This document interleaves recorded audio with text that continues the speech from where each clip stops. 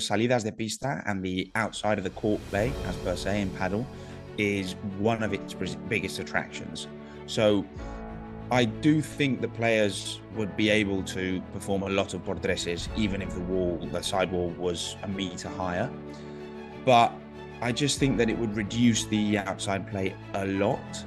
And personally, as a fan, I don't think I'd find that more entertaining or better to watch. Trying to think about any kind of other revolutionary ideas that could potentially change paddle. And my favorite one, and we might have discussed it kind of maybe a year ago when we kicked off our podcast. So I wanted to kind of get your thoughts again and maybe get our listeners' thoughts as well, is just playing it on different surfaces.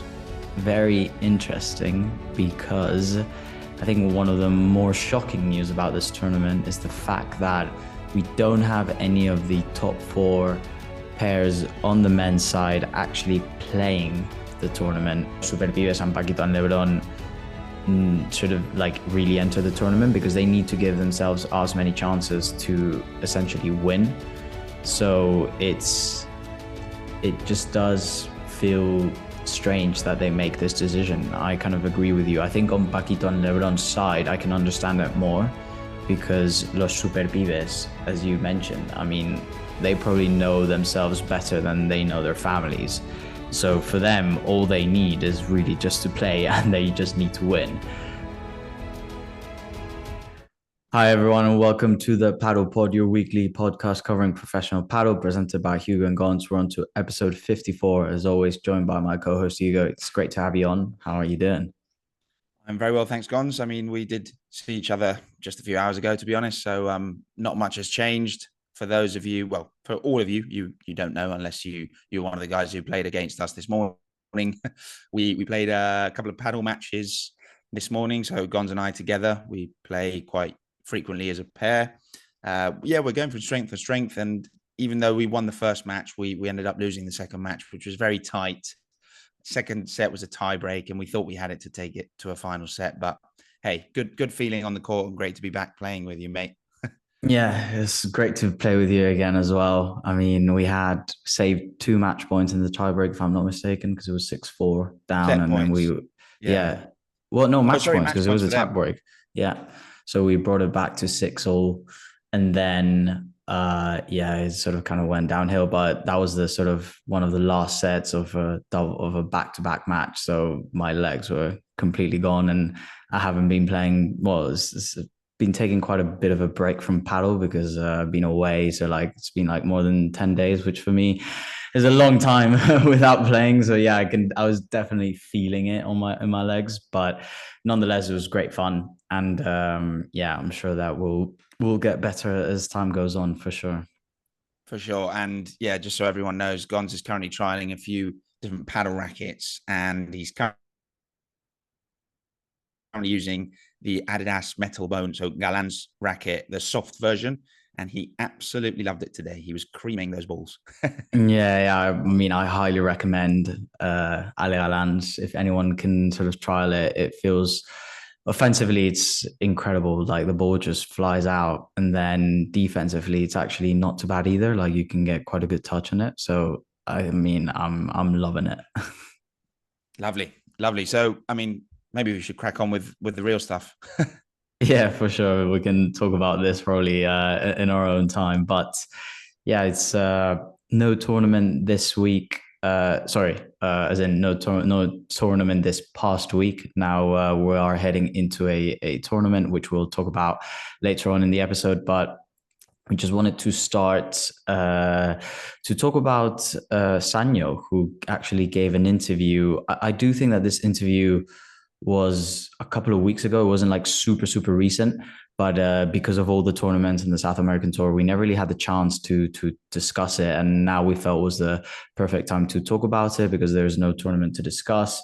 And as always, Sanyo just delivering the goods. I mean, some of the stuff he said, if you might not agree with it, but he's so good to hear speak, because I think that everything he says in a really calm way. He explains things really well. And it's always a joy to hear one of his interviews. Yeah, he's always just so open and honest, right? He doesn't really care about what other people might say or say about his comments, his thoughts. So yeah, as you said, we obviously didn't have much time to. Well, we wanted to prioritize our rundown of the South American tour and all the different Premier Padel tournaments that took place over the last few weeks. But given that there wasn't a tournament this week, we wanted to discuss a few of the topics that Sanyo touched on. And I think probably my favorite topic was, well, he obviously talked a lot about the how paddle could change and how rules could change to make paddle more entertaining, to improve the sport, etc. Because Sanyo's opinion, and one of the things that he said throughout the interview, was that other sports have changed a lot throughout the years, and paddle really hasn't done so. And he was talking about different rule changes that he thought could make the sport more entertaining, or maybe make it a little bit more even, because he kind of hinted towards the fact that paddle might be becoming a bit one-sided, and it might be kind of taking a turn towards just very fast attacking paddle, which obviously we've mentioned a lot throughout our episodes, and it is evident that players are becoming increasingly aggressive, and smashing and aerial play is very, very important, much more important than it used to be. And well, some of the rule changes that he proposed are pretty groundbreaking, to be honest. For example, one of them was changing the sidewalls on the court and making them, instead of 3 meters high, 4 meters high. So basically, that would mean that it would be much higher for players to play a bordes and essentially smash the ball out of the court throughout the side. So we would probably see fewer salidas de pista. I mean, at least that's what you would imagine. Players would struggle to get the ball out por tres a lot. So yeah, Gons, what are your thoughts on that measure, that idea? Yeah, I think out of all the ones he said, that's the one where I was like, I'm not entirely sure, because it kind of feels like he's saying it so that players don't utilize that shot. But in any case, the Bortres is actually such. I feel like I don't really have the data for this, and maybe we can get it if we ask Vianney from Padel Intelligence. So I'm just speaking like instinctively. But at the pro level, if you do a Bortres, you almost like lose. You've got a high chance of actually losing the point, because like pro players are so good at going out the court and getting the ball back. And actually, when we see those points, they're always like such spectacular points. I would say that those are one of the most type of spectacular points in paddle, the salida, the pista, and then getting the ball back. And then actually, when it doesn't die there, let's say that the point continues, I find them like so entertaining.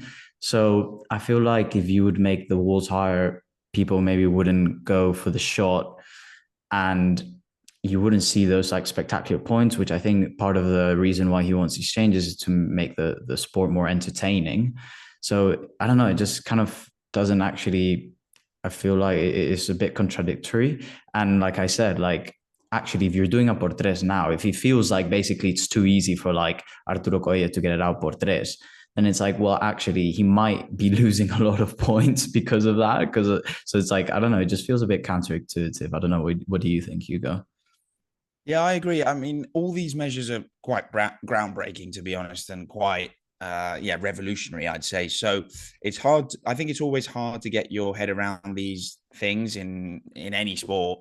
First off, now maybe in 10 years' time, that's actually happened, and we absolutely love it. But I totally agree. I think the salidas de pista and the outside of the court play, as per se in paddle, is one of its biggest attractions. So I do think that players would be able to perform a lot of bordresses, even if the sidewall was a meter higher. But I just think that it would reduce the outside play a lot. And personally, as a fan, I don't think I'd find that more entertaining or better to watch.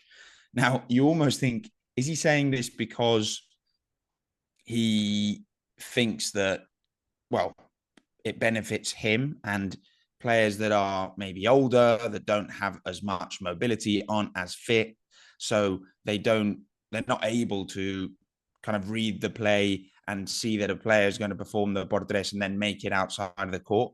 Is that his view?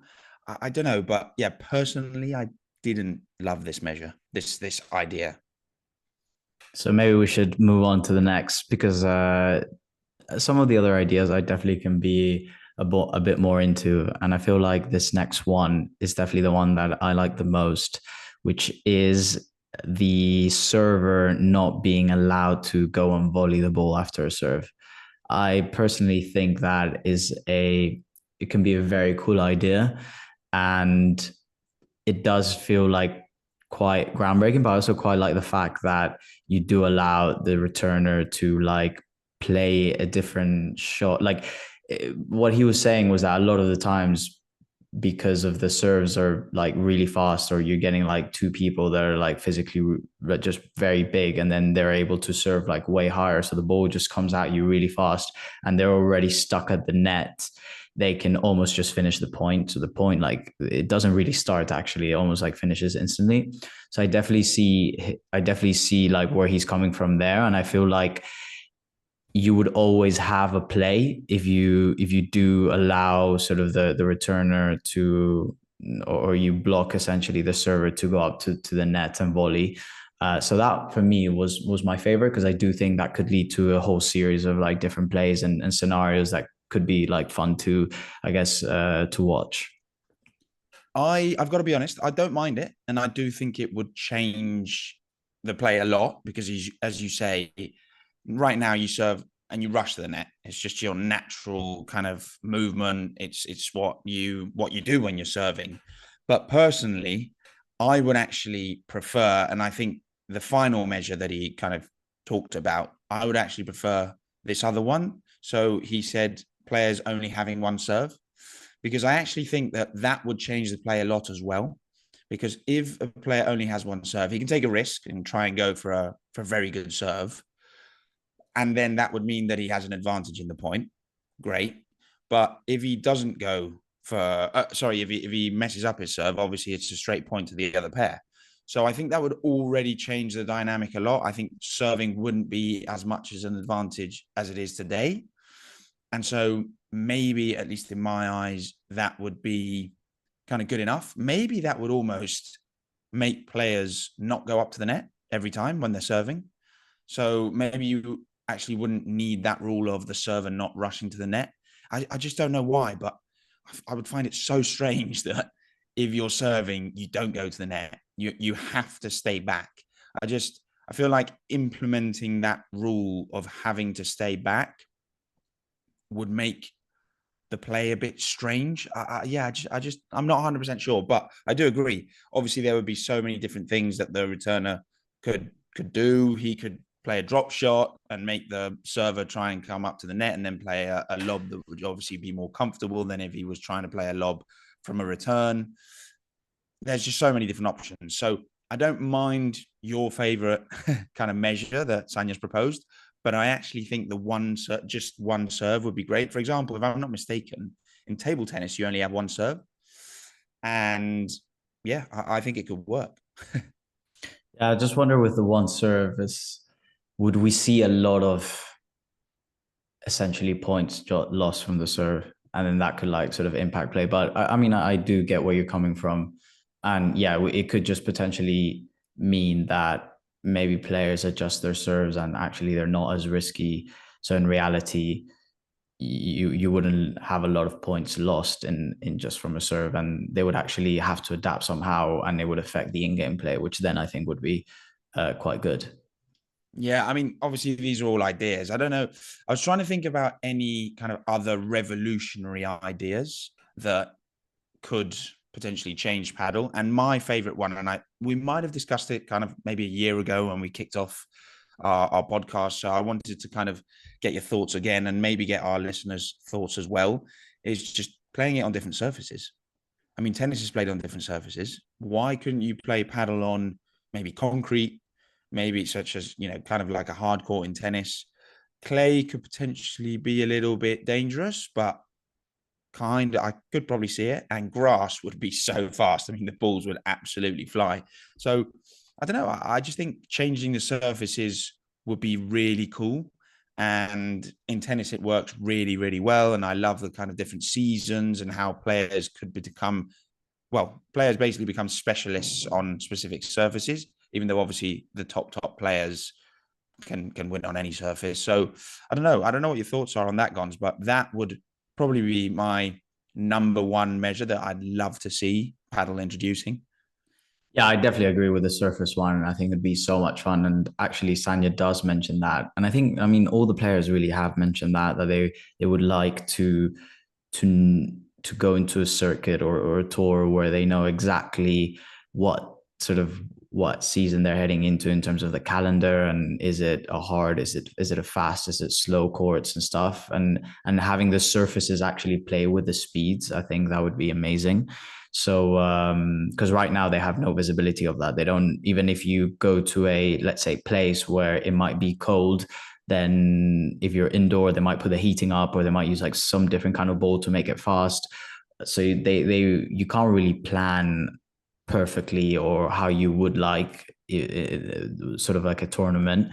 So having a calendar where we know, okay, now we're heading into this type of surface, then we're going to go into the next, that will allow players to plan much better. And I think it will also be much better for the sport in terms of like playing levels and visibility and all of that. And I think in terms of, for example, for amateurs and playing, yeah, I mean, I still think it'll be super fun to be able to play in different surfaces. I think Sanyo even mentioned as well that concrete, because concrete is how it was played like ages ago, and he would definitely like bring that back. So that would be a lot of fun. I mean, I personally have never played in concrete. The thought of it right now kind of makes me I don't know, it makes me a bit scared, to be honest, because right now we can run around the paddle court, and you know, if you fall, you battle for every single ball, and nothing's going to happen to you, and it's kind of fun. But playing concrete feels like it feels like it could be a challenge, but it could also be quite fun as well. But yeah, I definitely that I think it will be implemented in the near future. I mean, it's just like everyone's calling for it. I don't see any specific reason why it's not implemented or why it shouldn't be. No, I agree. My only concern, and because when I do agree with you, when you think about playing on concrete, you're like, wow, what happens if you fall? But tennis players play on concrete. So why can't paddle players play on concrete? I mean, I don't really see the massive difference. But my only slight concern is when tennis players and when tennis is played on clay, the lines on the courts are thick, so you get really uneven bounces. Now, almost feel like on a smaller court, it's much more likely that the ball bounces on the line. I mean, how many times does it bounce on the line when you're playing paddle? Quite a lot, say on serves, etc. So maybe they would have to find a way of making the lines not uneven, because I think that if lines were uneven and paddle was played on clay, that would just be absolute chaos. I mean, how many paddle serves bounce on the line? Just so many. And I almost feel like that could make it a bit too chaotic. But I definitely agree. I mean, I think players have mentioned having different seasons and having slow courts and fast courts, but I haven't seen that many or heard of that many players talking about different surfaces. I know Sanyo did in the interview, so that's actually why it came back to my mind. But yeah, I mean, I think it'd be so much fun. And as a fan, and obviously we as we've already mentioned, we play ourselves and we play a lot. I'd love it. I mean, imagine identifying your kind of favorite surface and just focusing on that and being like a pro on grass. I just think it'd be so much fun. Yeah, I definitely agree. And maybe one last thing before we talk about the upcoming Premier Padel Tournament P2 in Bordeaux. So one of the other, I think, main things that he talked about is the essence of paddle, and he thinks that we're sort of like losing it. Do you feel that that's the case? Losing the essence in what sense? Do you think because basically he was alluding to the fact that paddle's becoming too fast, it's too easy for players to smash, to finish points quickly. Is that kind of what you're referring to? Yeah, exactly. In sort of how it's played, the fact that it's just about winning points really quickly, and we're going to get, like, he mentioned, he used this as an example, like where Koyan Tapia in Qatar won every match under 15 minutes, and it's like, if you're a fan and you're paying a decent amount of money to watch them, do you want to go and watch something for 50 minutes? It's a really tough question because I the first when I heard him say it's losing its essence, etc. I was like, well, I think you're probably saying this because you're struggling to keep up with the youngsters today, and yeah, I mean, it's basically more in just to benefit you and benefit your kind of play and other players that play like you. But when you actually, when I did think about fans going to a match and watching a 50-minute match and then leaving, I kind of thought, yeah, you are kind of right. Now, I do feel that if fans buy a ticket, they're able to watch more than one match, if I'm not mistaken. In paddle, you don't just buy tickets to one specific match, right? So it's not the same as football. Football, you buy tickets to one specific match. It lasts an hour and a half, maybe a little bit more. That's it. Whereas paddle, you buy tickets for a day, you can watch loads of matches. So I don't actually think that having a 50-minute match is a problem if you watch two or three, or I mean, fans can watch all of the matches in a day if they're going to a day of a tournament. So yeah, when you think about it like that, I don't totally agree. I think if paddle did really if it really starts getting incredibly fast, now I'm saying even more than today's level and today's speed, and matches finish within half an hour, I think there would be two options. You can either change the balls or the surfaces, i.e. all the equipment, which I think probably players and fans and the people in the paddle world would just say, hey, this is a problem, and change them. Or you could actually go back to playing best of 5 sets, which I definitely think could be an option, because you would obviously just multiply the time of every match by at least, well, you'd add at the very least a set to every match. So I think those are options. But personally, and to summarize, I don't really think that paddle's losing its essence. I think it's changed. I think it's adapting to today's kind of, well, what players can do. And it's really exciting to watch players playing a completely different style to the way paddle was played before. And as a fan, I find it incredibly entertaining. I mean, I've watched matches that took place 10, 15 years ago, and I wouldn't say they're more entertaining than today's matches. Definitely not. So I'm very happy with the way paddle kind of, well, the length of the matches and how paddle's played today. Now, if it took a turn, and then, as I say, matches really started getting incredibly short and points were too short, etc., then I would want changes. But right now, I mean, how many long points do you see during matches? Loads of long points. Enough, I think, as a fan. I don't know what your thoughts are, Gons. No, look, I think I definitely agree. I do see where he's coming from. Like, in a way, I mean, the game definitely seems like it's getting shorter. It seems like the points are being sorted. Sometimes they're finished quite quickly. You see a lot of overheads sort of now. Predominantly the players that are very good on the overheads are the ones sort of like dominating, let's say, and you feel like there is a tendency towards that. But at the same time, I still think that you see plenty of, let's say, traditional paddle, like in terms of the shots. I think some of the things that he was saying, like an example he used is like, now players, all they do is they just lob and they go to the net to block. Like, I feel like he was sort of saying like you might lose players utilizing certain shots. And we've kind of seen like some shots actually being, let's say, phased out. Like, for example, the bandeja is more and more and more being phased out of the game, and it's sort of being replaced with a víbora. Now, in the future, could you see, let's say, the víbora just being replaced completely and it's only a smash that players use? I don't know. This is just kind of theoretically and a bit extreme. So I can see where he's coming from, but personally, from a fan standpoint, and I can't speak as a professional player, obviously, and I can't speak as a professional player at Sanyo's level. So he's been in the game for all his life, and he's seen all the different sort of eras of paddle.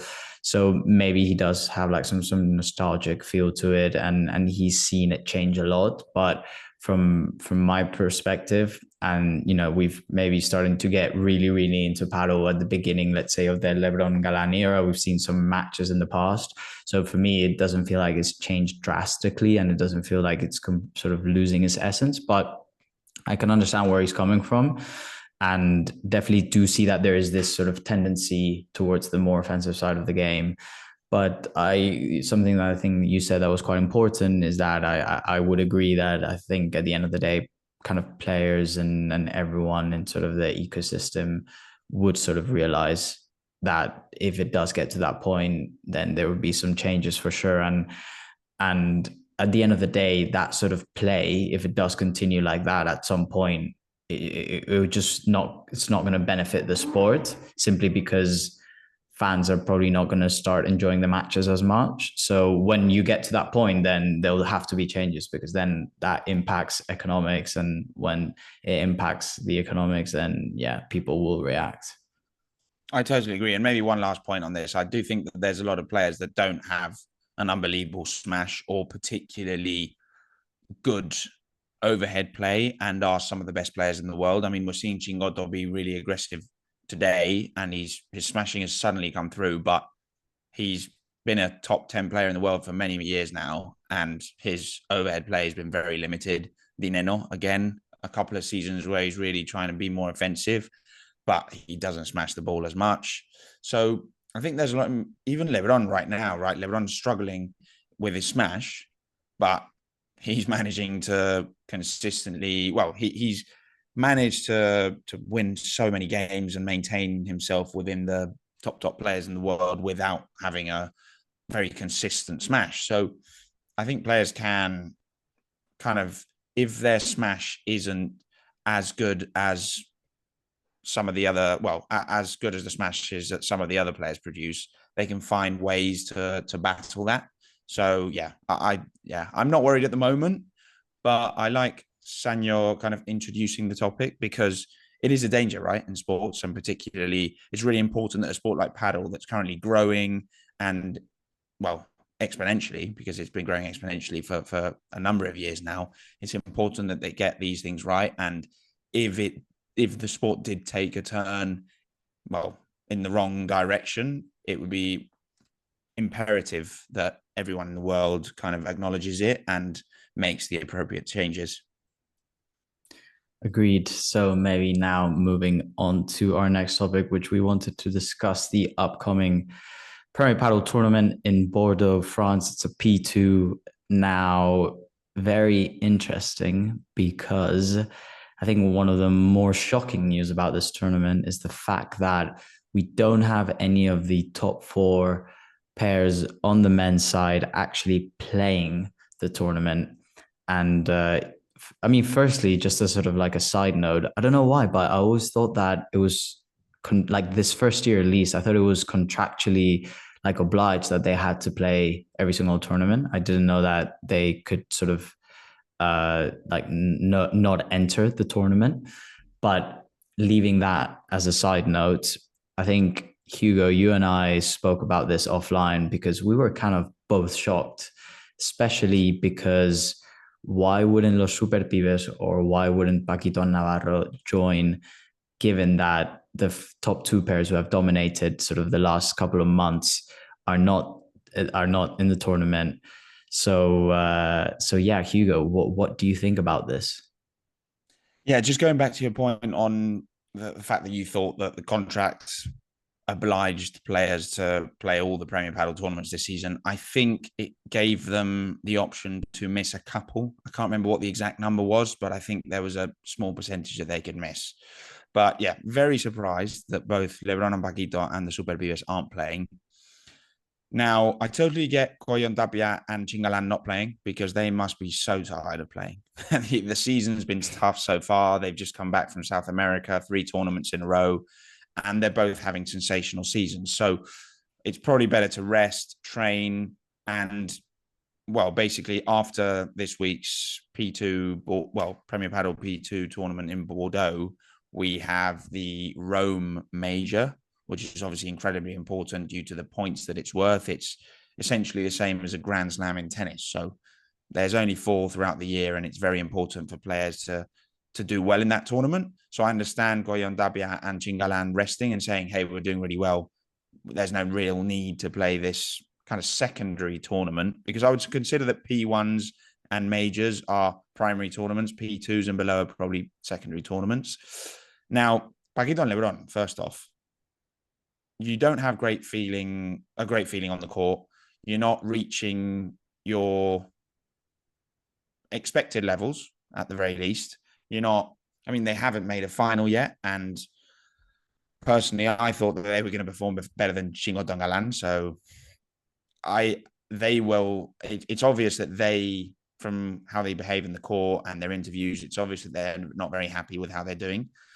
I think this tournament would be the perfect opportunity for them to say, right, let's make a mark and win a tournament and gain that confidence to then move into the Rome Major, having won a tournament and having felt what it's like to win together. Because, Gons, you and I know the feeling that you get when you win drives you so much. And I think Paquito and Lebron need that. You can see that they're kind of one big win away. Same with the Super Pibes, one big win away from turning their seasons around, much like the Super Pibes, what happened with them last year when they lost to Cuellar and Davia for so many matches in a row, and then they beat them once in Valladolid, and the season completely changed, and they almost ended up as the number one ranked pair. I think that a big win can change pairs' fortunes. So this could be it. I know even if they didn't beat Cuellar and Davia and Chingalan, it would mean winning a tournament. It would be the only other pair beyond Chingalan, Galan and Lebron, who obviously won the first tournament of the season, and Cuellar and Davia winning a tournament this season. So, well, a Premier Padel tournament, because obviously I'm not including the Ultimate Padel Tour tournaments. So I think it would be key. So I really don't get it. It must be down to the fact that they're really, really tired, because other than that, if it's not due to that, I don't understand it. And for the Super Pibes, kind of the same, because is it really beneficial for a pair like that to train more? I mean, they know each other since they're about 2 years old. I mean, they probably know what they're thinking, each of them. They probably know what they're respectively thinking every second of the day. So I don't think training's their problem. I think what we've discussed throughout previous episodes is that they're struggling in the key moments during games. This is the Super Pibes I'm talking about specifically. The key moments, they're not making the right decisions, etc. What's the best way to train that in a tournament when it really matters? So personally, I don't really understand the decision, but yeah, I guess they'll have their reasons. Maybe playing a bit of devil's advocate for Paquito and Lebron, do you feel like they kind of think or feel like they need the sort of time on court to train, because maybe they haven't had that much time themselves to actually train together? And it sort of, one of the things that we've been discussing about them is the fact that it seems like they're just not, as in single, there's maybe not a defined style. And I know your opinion, and you say that you don't think that it sort of will ever be like that, just because of how they are as players and their characteristics, and how they don't have such as defined roles, which I think it's a very valid point. But do you think that maybe they're like, we actually do need some training time, because we actually maybe haven't spent that much time together, especially compared with the other pairs at the top? I mean, it's a good point. I think that will definitely be the reason why they've decided to skip the tournament, because if it's not that, I don't get it. It is true that they've only had a few tournaments playing together, but hey, they played together for a year. It is true that this was back in 2019 or 5 or 6 years ago. I think they know each other really well. I mean, they talk about that a lot. So I just don't know. I feel that there would be a greater benefit for them if they were to win a tournament, beat all the players they faced, all the pairs they faced, and moved into next week's tournament, the following week's tournament, i.e. the Rome Major, with a great feeling. Because say you're training really well, etc. That's what Rodrigo Vide has said that is happening. He says that they're training really well, and Paquito was saying that, and Lebron was saying that. We've seen videos of them in social media, and they look really in sync. But then they go out and play a tournament, and they lose it. And probably down to the tension and the expectations that they both have from each other, from themselves. So I think the only real way to turn that around is in a tournament when it really matters, performing and getting past that step, breaking that barrier of beating one of the top pairs or winning tournaments. So I don't know, what I was thinking is, do you think that Paquito and Lebron would have played if the Super Pibes would have played, and vice versa? It's a good question. I mean, I think regardless, they should have just, both of them, no matter who's playing, it feels like to me they just need to play as much, because I do agree with you that if they get that big win, then it could unlock their season. And it does feel like they are one sort of big win away. It does feel like in a lot of instances, it's sort of the mental side that is really sort of lacking. So regardless, if even if Goyan, Tapia, and Chingalan would have sort of if they would have entered the tournament, I still feel like Los Super Pibes and Paquito and Lebron sort of like really enter the tournament, because they need to give themselves as many chances to essentially win. So it just does feel strange that they make this decision. I kind of agree with you. I think on Paquito and Lebron's side, I can understand it more, because Los Super Pibes, as you mentioned, I mean, they probably know themselves better than they know their families. So for them, all they need is really just to play, and they just need to win. So it's so strange to me why they haven't entered the tournament. Whereas for Paquito and Lebron, I still don't understand it, but I can see the point where it's like, cool, we might need a bit more time and we need to train and all of that. But I agree with you that potentially it's the tiredness point after coming back from South America. But it's personally a strange decision, because yeah, it felt like the best opportunity to get a title under your belt and head into the Rome Major with like massive momentum, feeling good, getting that winning feeling. And then maybe that could be sort of the kickstart of like an amazing season ahead. So yeah, very strange, but they might have their own personal reasons, which we're not aware of. Maybe some of them have some niggles, which they kind of want to fix before heading into major. And we've also do have a couple of P1s coming up. So maybe there's something in there that we don't know, but yeah, it's kind of strange. One thing I am thinking, and I should have probably mentioned this before, but I think they're playing, some of the top players are playing in an exhibition tournament in Lebanon this week. I don't know whether you'd seen that on social media, but Lebron's out there. I think Tapia and Coelho are out there. So maybe it's just simply down to the fact that this exhibition tournament is paying them loads of money. And they're probably thinking, do we take the rest? Which obviously they'll be absolutely knackered from being out in South America for so long. Just take a rest, miss this specific P2. Maybe they won't miss more P2s, but just this specific P2 because we're tired. This exhibition tournament is going to pay us a decent amount of money. And then we move into Rome fresh. Maybe that's a big reason. Yeah, I'm sure that could definitely play into it as well. But I mean, even regardless, I just do think that if there was this sort of looming ahead, and I'm sure that, well, I'm not sure if maybe this was negotiated beforehand or not, but I kind of would feel strange. Like I'm sure that they already know the season and they wouldn't have necessarily said yes to a sort of exhibition tournament if they know that it's sort of in that sort of mid-season. But I think regardless, they should have prioritized this, especially for Paquito and Lebron and Los Super Pibes, who seems like they really need a win and a title to sort of kickstart their season ahead. But maybe now that we don't have any of the top four pairs, it's going to be very interesting. I'm actually, in a way, kind of looking forward as well, because we're going to see a lot of different pairs up there, maybe ones that we haven't seen in the past.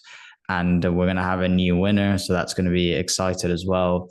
So maybe we should do a little prediction. What do you think, Hugo? Yes, I'm 100% in for this. All right. The only quick thing that I did want to mention is that we definitely will be seeing new pairs because Fran Guerrero, the talented player, well, the Spanish player sponsored by Head, will be playing with Jairo Bautista, who recently played with Thalo Rubio. So I think they're an interesting pair and one to look at. I really, really like Fran Guerrero and the look of him. I think he's looking really, really solid. He's really young and he just carries himself around the court in a way that I think makes him, he just looks really confident. And he actually played with Pablo Cardona in the previous tournament and he had to play on the backhand. And they played against Edu Alonso and Alex Arroyo. And that match was a really, really good match to watch. And Alonso and Arroyo really struggled to beat them. So, yeah, really excited to watch Bautista and Guerrero. And also really unfortunate that Victor Ruiz is injured, and he will be injured for I think, at least a couple of weeks. So his partner, Lucas Bergamini, the Brazilian wizard, will be playing with Pablo Cardona, which means that Bergamini will have to play on the backhand because Cardona has a lefty. So really excited to watch another short forehand player move over to the backhand, because we've seen how well Chingoto's fared on the backhand and how well he can do there. So yeah, a couple of new pairs, but yeah, let's move on to predictions because I'm excited to hear your thoughts. I mean, to be honest, I didn't give this much thought because I think it's going to be quite straightforward. Should we Given, maybe, just to jump in, should we maybe, just so that we don't make it boring, because I actually haven't thought about it at all, okay. should we maybe just move on to our prediction for the final? Oh yeah, Yeah, for sure. Yeah, I was gonna give final and winner, but great. maybe the final is a bit more interesting. I'll make it a bit more interesting. So for my obvious choice first, I think Garrido and Yanguas are definitely going to be finalists. To be fair, though, they do have a kind of tougher path, I think, because they might meet, or well, quite possibly will meet Coqui Nieto and John Sanz in the quarterfinals. So that could be interesting. And I've also seen that the court color is black, and I don't know if this has any relations to or not. It could or could not be, but from the past, every time the court color was black, it was a very slow court. So could this be a very slow court? And if it's a very slow court, then it does seem like it would favor Coqui and John. But nonetheless, I just feel like Garrido and Yanguas, I mean, they've been playing so well. They're clearly, if we take away the top four, they've been the best by far. And I generally see them like going to the final. And then on the other side, I will make it a bit more interesting. I'm going to go with Edu Alonso and Alex Arroyo. So, yeah, they would essentially be meeting, well, they would have to go through Momo and Alex Ruiz, who, to be fair, haven't done too bad either lately.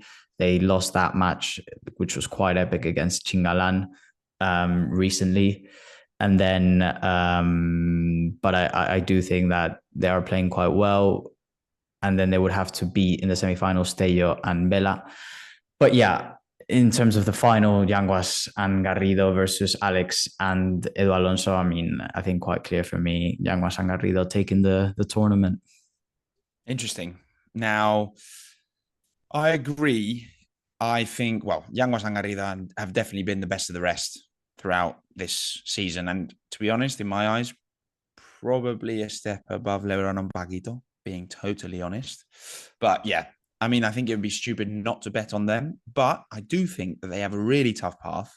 I mean, having to beat Coqui Nieto and John Sanz in the quarterfinals, most likely, would be very tough. It is true that after that, their semi-final draw probably isn't as tough, because in the top side of that, the top half of that side of the draw, it's Maxi Sanchez and Sanyo Gutiérrez, and I don't have massive expectations for them. So I think the key for Yanguas and Garrido is if they beat Coqui Nieto and John Sanz, they'll be in the final. That's at least my opinion. But if it's a slow court, I think Coqui Nieto and John Sanz could really do some damage. We've seen how good they are on slow courts. And they'll be really kind of up for it, because obviously Yanguas and Garrido beat them comfortably in Santiago. No, it wasn't in Santiago. It was Mar del Plata, wasn't it? Yeah. Mar del Plata. So they'll be very up for that match. But yeah, on that side, I think Yanguas and Garrido will make the final. And on the other side, I actually think it's going to be Momo and Alex. I just think they were so good against Chingalan. They almost knocked Chingalan out. And no one has done that apart from Goyo and Dabia this season. So I think it's going to be a turning point for their season. I think they'll have they're bringing good momentum to the tournament. They would obviously have to face Edu Alonso and Alex Arroyo, who are in form in the quarterfinals, but I think they're more mature. And if I had to bet my house on a pair on that match, I would go for the older players who have more experience.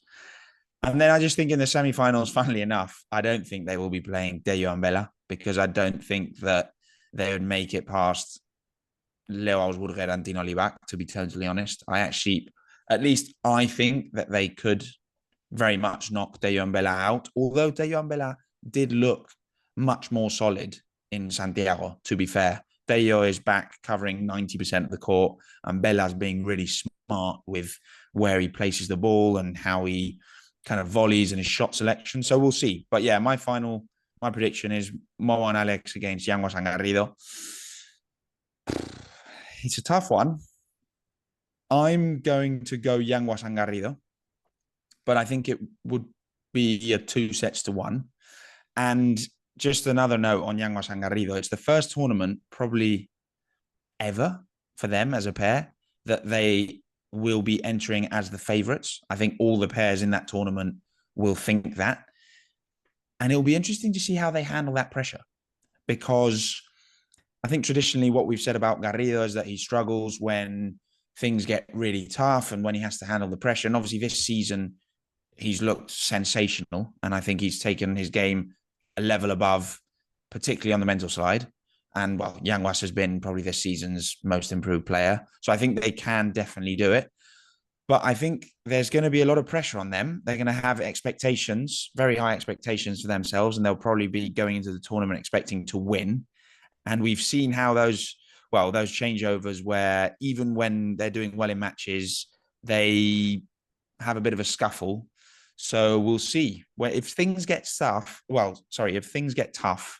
and the partnership gets a bit heated, who knows? You know what?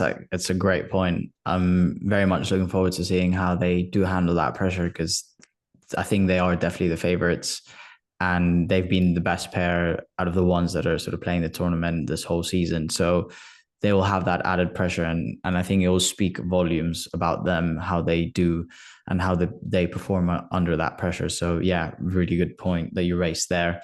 And then maybe just lastly on Alex and Momo, you know what? I just kind of feel with them that they're the ones where it's kind of the obvious matches are the ones they lose. Whereas like the tough matches are the ones where they actually might just pull it through somehow, if you see what I mean. Just kind of have that like feeling about them. I do get what you're saying, but if I'm not mistaken, since they've teamed up, they haven't had any stinkers as per se, have they? I think they've made the quarterfinals every time. Or I might be Yeah, wrong, no, but no, I think you're right. so like to be fair, I do totally have that feeling and can understand that sensation because I do see it. But thinking about it and thinking about the data and what we've seen so far, they've made the quarterfinals every tournament that they've played together so far in their return as a pair, which is what we've expected from them, what they expect and the minimum, I'd say. And well, Alex Ruiz last season, I mean, his partnership with Deyo was obviously not super successful, but they were Mr. Consistent. They ended up the season as the 5th seeded pair, literally because of being consistent. So I don't know. I want to put a bit of faith in them because I just feel that they're two really good lads and they get on well, and I think they deserve doing well in a tournament because they're both fighters and they always have the right attitude. They're always smiling. They're always positive. So we'll see.